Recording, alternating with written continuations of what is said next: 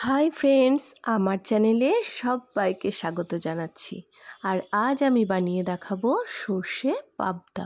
আশা করি আজকের ভিডিওটা তোমাদের খুব ভালো লাগবে। চলো তাহলে দেখে নেওয়া যাক। প্রথমে কিছুটা পরিমাণ পাবদা মাছ আমি ভালোভাবে ধুয়ে পরিষ্কার করে নিয়েছি। এবারে মাছগুলোকে নুন হলুদ মাখিয়ে কিছুক্ষণের জন্য রেখে দেব। সামান্য পরিমাণ কাঁচা সর্ষের তেল নিয়ে মাছগুলির গায়ে ভালোভাবে মাখিয়ে নেব। এতে মাছগুলি ভাজার সময় আর তেল ছিটকবে না বা ফাটবে না। এবারে কড়াইতে তেল গরম হলে মাছগুলো একে একে ছেড়ে দেব। রান্নাটা অবশ্যই হবে সর্ষের তেলে, কারণ সর্ষের তেল না হলে সর্ষে পাবদার সেই স্বাদটাই একদমই পাওয়া যাবে না। এদিকে মাছগুলো যতক্ষণ ভাজা হয় ততক্ষণ আমরা একটা পেস্ট বানিয়ে নেব। তো তার জন্য লাগবে 3 চা চামচ মতো পোস্ত। সর্ষের সাথে কিছুটা পরিমাণ পোস্ত দিলে এর স্বাদ হয়ে উঠবে আরও দ্বিগুণ। এবারে নিয়ে নেব কিছুটা পরিমাণ হলুদ সর্ষে, নিয়ে নেব 3টে কাঁচা লঙ্কা আর সামান্য লবণ। সর্ষে বাটার সময় লবণ দিয়ে বাটলে সেটা কখনোই তেতো হয় না। এবারে সব কিছু দিয়ে একটা পেস্ট বানিয়ে নেব। ততক্ষণে এদিকে প্রায় মাছ ভাজা হয়ে এসেছে। মাছের একটা পিঠ ভালোভাবে ভাজা হয়ে গেলে তবেই আর একটা পিঠ উল্টোতে হবে, তাহলে আর মাছগুলো কখনোই ভাঙবে না। আর মাছ ভাজার সময় কড়াইতে একেবারে অনেকগুলো মাছ একসাথে দিয়ে দিলে চলবে না, অল্প অল্প করে মাছ ভেজে নিতে হবে। আমার মাছ ভাজা কমপ্লিট হয়ে গেছে। এবারে কড়াইয়ে ওই ভাজা মাছের তেলের মধ্যেই দিয়ে দেব 1 চা চামচ মতো কালো জিরে, 2টো চেরা কাঁচা লঙ্কা।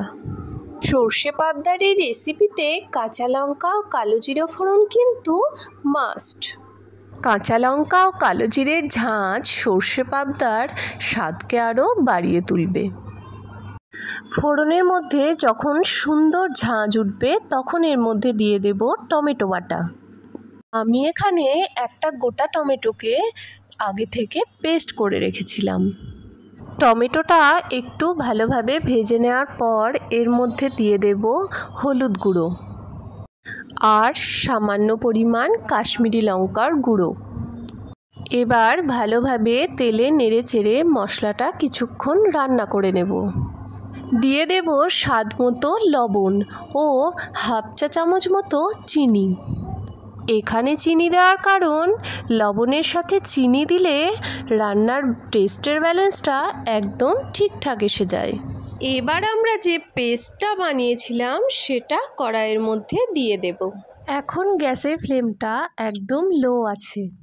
গ্যাসের ফ্লেম হাই করে দিলে কোনোভাবে যদি এই সর্ষে পোস্ত বাটাটা ধরে যায় বা কোনোভাবে বেশি ভাজা হয়ে যায় তাহলে কিন্তু সেই টেস্টটাই একদম আসবে না।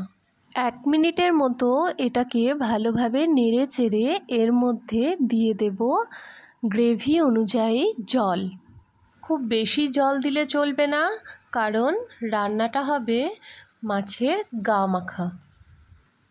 এবারে ফুটে উঠলে আস্তে আস্তে ভেজে রাখা মাছগুলো উপর থেকে দিয়ে দেব। কড়াইয়ে মাছ দেওয়ার পরেই মাছটা এপিট ওপিট ভালোভাবে গ্রেভির সাথে মিশিয়ে নেব। গ্যাসের ফ্লেম মিডিয়ামে রেখে এটিকে 1 মিনিটের মতো ফুটতে দেব, অর্থাৎ রান্না হতে দেব। 1 মিনিট হয়ে গেছে, পাবদা সর্ষে প্রায় রেডি। এবারে আমরা এটিকে একটা বাটির মধ্যে নামিয়ে নেব।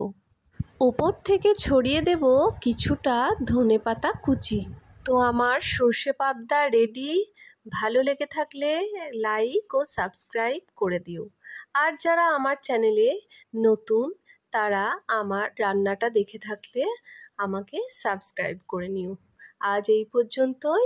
ভালো থেকো বন্ধুরা, সবাইকে ভালো রেখো। আবার দেখা হবে বন্ধুরা নতুন কোনো ভিডিও নিয়ে, নতুন কোনো রেসিপি নিয়ে। ততক্ষণের জন্য তোমরা সবাই ভালো থেকো, সুস্থ থেকো, আনন্দে থেকো। ততক্ষণ টাটা, বাই বাই।